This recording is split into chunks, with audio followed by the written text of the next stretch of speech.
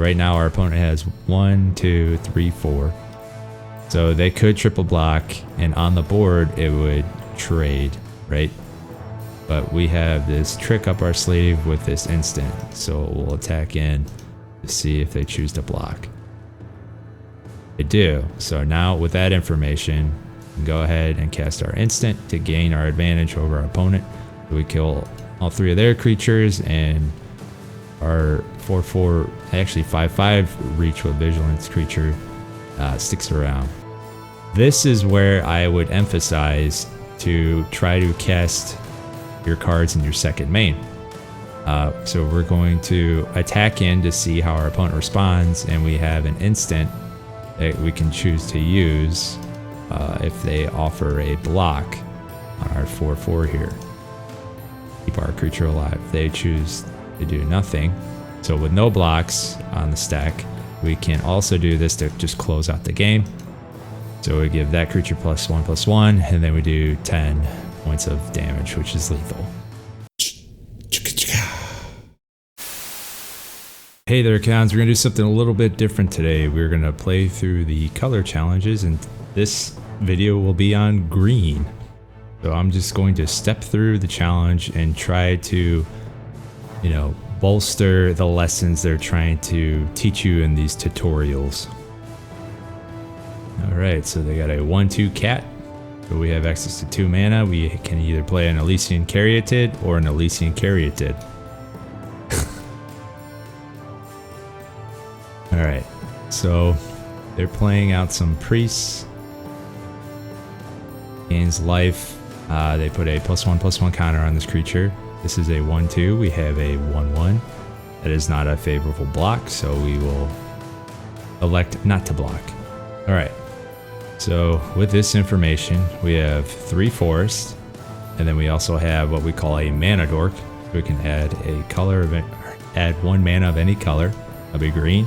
So now we have 3 mana on the field, call it 4, and play out the Baloth's Packhunter. Trample, when this creature enters, put 2 1/1 counters on each other creature you control named Baloth's Packhunter. So they grow in strength when you have multiples. Alright, so now we have 4 mana. Okay, so this is what they're trying to teach you here, that order matters. Alright, so if we play this Baloth Packhunter, it will enter with 2 +1/+1 counters on for each other creature you control named Baloth Packhunter. So we'll do that first. So it's growing the one that's already on the board. Now since we have a creature that has power 4 or greater, this produces 2 mana. So previously it produced 1. Now we have a creature with power 4 or greater. Tap for 2 mana, and then we get to play another Caryatid for 2 mana. So over here they have what, 1, 2, 3, 4, 5 points of power. So they could effectively triple block and destroy this creature. It does have trample, so you're at a decision point whether or not to offer the trade. So at this point in time, I'm going to say no. We want to keep more of these around just in case we draw into another one, so we can grow the biggest pack hunter we can, right? Instead, we'll play out the Rampaging Brontodon, 7/7 trample. Yeah, let's just go. Whenever this creature attacks, it gets +1/+1 until end of turn for each land we control. Currently, that is 5. So lands are different than producing mana. These only produce colors of mana that float, whereas these are permanents that remain on the battlefield. So we're gonna just keep passing and see what we can do on the squad here. Alright, so now we have lands. So this is gonna grow, so we can just attack in alone. It'll grow +6/+6, so 13/13 trample. Pretty good. They block all of it. That's kind of meaningless because, the trample damage gets through, but maybe they're just trying to soak it all up. Alright. Let's see what we draw into. Probably another land, I'm assuming. Alright, they gain 4 life. Okay, so this is what we want to do. So when this creature enters, put 2 +1/+1 counters on each other creature you control named Bale Pack Hunter. So this 3/3 will grow to a 5/5. This 5/5 will grow into a 7/7. And then play out the land to get the Brontodon online, and then this should do it. Go 4 there, and then a lot to the opponent's face. So there we go. So again, they were emphasizing that order matters, so playing out the Baloth Pack Hunter to grow the other one to get power 4 or greater. And then once you have a creature with power 4 or greater, this produces 2 mana, so you get to get more Caryatids out, okay? And then cards like these that kind of feed themselves in multiples, you want to keep them around, so don't offer the trade. You know, the more of these that are on the battlefield, the stronger the pack. And then the Brontodon, so this is just a beast of a card. It's very expensive, but that's why green is trying to get some benefits from having creatures power 4 or greater to get their advantage to cast out some of these more expensive spells. So it's a good entry into green. All right, heading into the second matchup. If you're enjoying this content, please like the video or subscribe to the channel. That would mean a lot. All right, so green versus red. So this kind of matchup, red has a lot of smaller creatures, a lot of burn, so they'll have fast plays. But typically red is trying to be aggressive and kill you first. The thing with green is we match pretty well. We'll take a beating, some of the early turns where we're trying to develop our mana, trying to get some mana dorks out. But eventually, the power and toughness make our creatures a little bit stronger. So we have way better blocks, and then eventually, the trample stat line just overpowers red. So this is typically a very favorable matchup. But if your opponent draws like the nuts, their perfect curve out, they can overwhelm you quickly. But this is just a demo, so we'll see how this plays out. Again, they have small aggressive creatures, so this produces a 1/1 red goblin creature token when it becomes blocked. We will not offer that block. We'll get our mana dork out and try to ramp in some of our bigger creatures. So we don't offer the block because they kill our stuff. So again, red is playing very aggressively. They're going to try to burn our stuff, clear the board so they can attack through with their small dudes. Oftentimes there's goblins, things with haste, things with higher power than their toughness stat line, and then that's all, features of red. And don't forget your burns, so you always want to play out some of the things that you don't mind dying until you eat all their cards in hand. So we're not going to block. All right, so we have 4 mana, and then this produces 1, so we can have 5. So we're left with a decision. We can either play out this 3/3 and then do some sneaky stuff with this instant, which would give +1/+1 counter on target creature you control and untap that creature. Or to get the most use of our mana just now on our turn, we can play out the Sentinel Spider. It doesn't matter too much. So we'll play out the Spider. That should, yeah. So our opponent does not attack in with that. Okay, so now this produces 2 mana. So we have 4, 5, 6, counting this, because we have a creature with power 4 or greater. In that case, we'll just go ahead and use all of that mana to play out another Spider. And then we'll have access to Stony Strength. This has... this has Vigilance, so it can attack in without tapping. So right now our opponent has 1, 2, 3, 4. So they could triple block, and on the board it would trade, right? But we have this trick up our sleeve with this instant, so we'll attack in to see if they choose to block. They do. So now with that information, we can go ahead and cast our instant to gain our advantage over our opponent. We kill all 3 of their creatures, and our 4/4, actually 5/5 reach with Vigilance creature sticks around. At the beginning of your upkeep, if you control a creature with power 4 or greater, draw a card. So that'll take effect next turn. We'll just attack in with all. They're not going to flash in anything. Red doesn't typically flash. Blue would flash, maybe white. So they don't have any blocks, and then we can pass the turn. So at our upkeep, we're going to be able to draw a card. So we'll draw 2 cards. Alright, so they have a 4/4 flying creature with haste. That's their dragon. So goblins and dragons are often a facet of red. We have a 5/5, so they're probably not going to attack in. Alright, cool. We draw a card because we control creatures power 4 or greater. Alright, so right now they have a 4/4. So this is where I would emphasize to try to cast your cards in your second main. So we're going to attack in to see how our opponent responds, and we have an instant that we can choose to use if they offer a block on our 4/4 here. Keep our creature alive. They choose to do nothing. So with no blocks on the stack, we can also do this to just close out the game. So we give that creature +1/+1, and then we do 10 points of damage, which is lethal. So rather than, some people are like, oh, cool, I've got all these cards, I want to cast out, all these things in their first main, it's advantageous to hold on to your instance, see how your opponent interacts with you, whether they choose to block, see if they have any, our opponent was tapped out, but have any instance of their own. See how, they choose their game plan, and then you play around it by, casting an instant for lethal.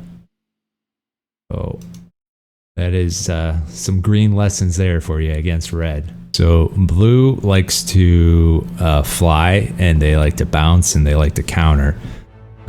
So they can be very pesky.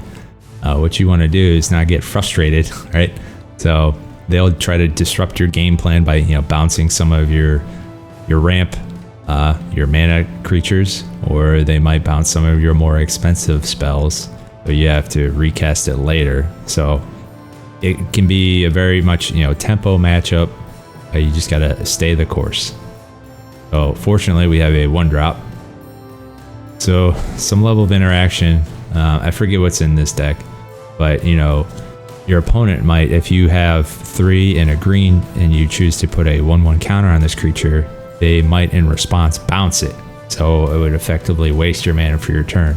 So those are things that you might want to consider before you commit, taking your turn, committing your mana. Blue also has creatures with flash. So we can attack in, and they might flash something out, like a Spectral Sailor. Okay, so they don't. So we don't have to cast Stony Strength in response, but we can play out our Mana Dork. So yeah, those are things you might want to consider as you're taking your turn. They have a 1/3. So right now, this can produce 1 mana. So we can activate this ability to make this 1/1 a 2/2. The other thing you can do is you can do this on your opponent's end step. You can do this anytime you have access to the mana.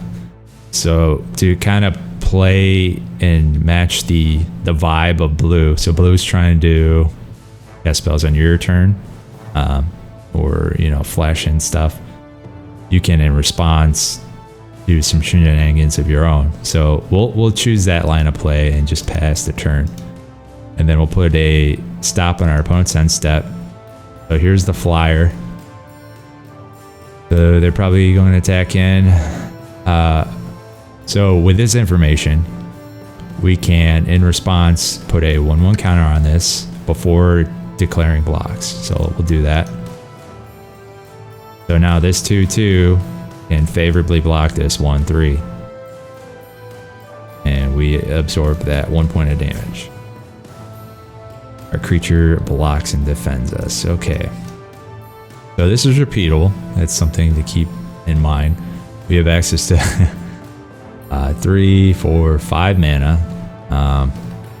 So likely our plan will be to put a 1/1 counter on target creature, untap that creature. Actually, I thought this gave it reach, but it does not. So what we'll do is we'll offer the trade on the board and see what our opponent does. They take it. We're not gonna really have a play, so we might as well do this to get in more points of damage. Our opponent saw through that. This just untaps the creature. We can get an additional point of damage in, so we'll do that because we're not really gonna block, and we'll take the 1 point of damage from the Sworn Guardian, no problem. All right, so they're playing out more flyers. So we have the ground game covered. We need ways to trample through. This produces 2 mana, so we'll just do that now to get this out before the auto mana tapper screws us. So we can attack in. It will not block, and then we'll just activate this ability again. Again, blue has the advantage of flying, so their evasive threats go overhead. Green, our advantage is going to be creatures with trample, which this currently does not have.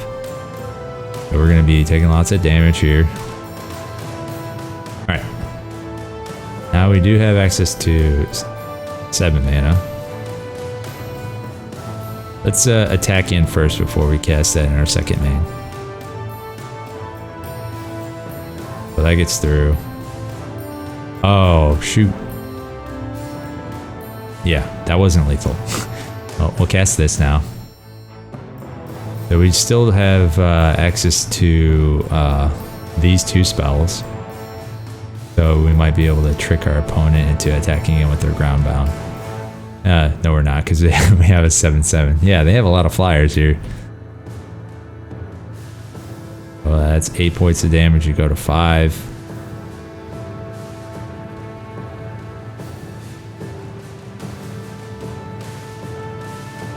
And for the sake of awesomeness, we're going to just use these spells to give this Rampaging Brothon some 1/1 counters. So yeah, the other advantage that green has are, their form of removal is fight, or deal damage equal to creature's power to target creature you don't control. So this is what we're going to do here. Get rid of their 4/4 flyer, and then we can just do this willy-nilly and then attack in, and that should do it. All right. So what this little tutorial was showing us is that you can't lose your cool. Right? So blue's going to have flyers. They're going to go overhead. You got to pivot and figure out a game plan that leans into what your deck is trying to do. So green is trying to get big creatures. They're trying to get trample. They're trying to get fight effects. So since you don't have blocks against these without creatures with reach, you're going to have to pressure them in other ways, and that's what we were doing. Kept attacking again, using this activated ability, put 1/1 counters on it. Our instants, some of them, sometimes they give your creatures reach, so that could have been a game plan to trick and block the flyers attacking in. Otherwise, you're just trying to grow your team. That way your trample advantage gets through to deal lethal damage. So black's tricky when you're playing green. Black will have creatures with death touch. They will have destroy effects, so they have removal for our creatures, and then they'll have some combat tricks, some graveyard recursion. So yeah, it's not the best matchup, to be honest, because 1/1 death touch rat can effectively trade for our 7/7 trample. Granted, the points of damage would be assigned to face if we're attacking in, but it still doesn't seem like a fair trade for this 1 mana black, 1 black, 1 drop against our 7/7. So yeah, black's tricky when you're playing green. But we're gonna stick to course and ramp on through. So they also get some advantage for their creatures dying. We do have this removal. Target creature you control deals damage equal to its power to target creature you don't control. So this is not your typical fight. Your typical fight, they would do like combat damage outside of combat. So even if you were to use this fight spell, traditional fight spell, a Death Toucher would trade for some of our big green meanies. So the wording on the cards matter. All right. So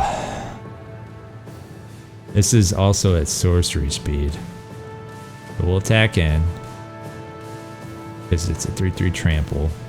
And then second main, we'll get rid of their rats because that's the bigger problem in the long run. And then we don't really need to remove that. We'll save our form of removal for, you know, maybe another Death Toucher. We're going to keep our Mana Dork. There's more value in producing mana than there is trading for their 1/1. Alright. Play out this Trampler. That grows. This produces 2 mana. So what we'll do is we'll offer the trade. I'm sorry. We'll offer our attack and they can choose to block or not. I doubt they do. And then second main, we'll just kill their flyer. So their side of the board is looking pretty small. Okay. So we'll attack in. We'll kill their flyer and one of their little dudes. And that's going to clear the way for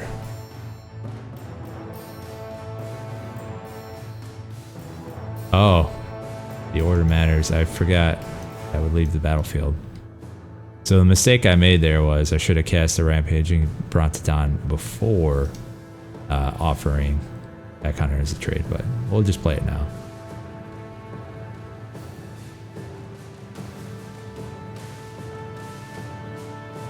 Alright, the other thing is, so we have a 7/7 in hand that grows by the number of lands we have, and then we also have this fight creature, which is a 4/4. It doesn't have trample.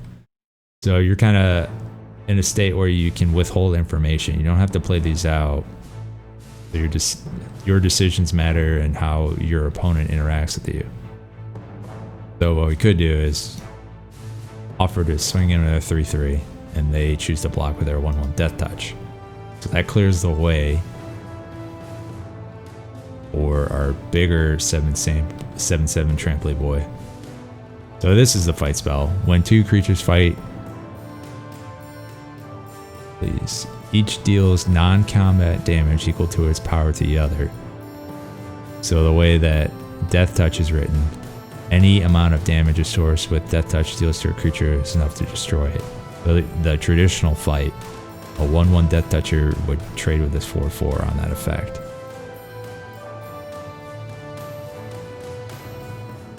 Back in, this grows. Oh, there's the murder. Yeah, so Death Touch, murder, destroy target creature. That definitely does some things when it comes to counteracting Green's game plan. Traditionally. So we can trade this. This doesn't have trample. Yeah. So now that clears the way. And then we get our lethal. Yeah. So again, Black's doing Death Touch, destroy. They gain their advantage when things die. The mistake I did make, it depends. Like the game's slow, so it's okay to develop over time. But when the Pack Hunter was a 5/5, it gave us a creature with power 4 or greater, so this would produce 2 mana. So I could have cheated out the rampaging Bronze Don a turn earlier, but it didn't end up mattering in the end, but those small decisions might matter in closer matchups. All right, thanks. Hey there, cons. Don't forget to like, comment, share, and subscribe. See you out there in the plane of Tarkir.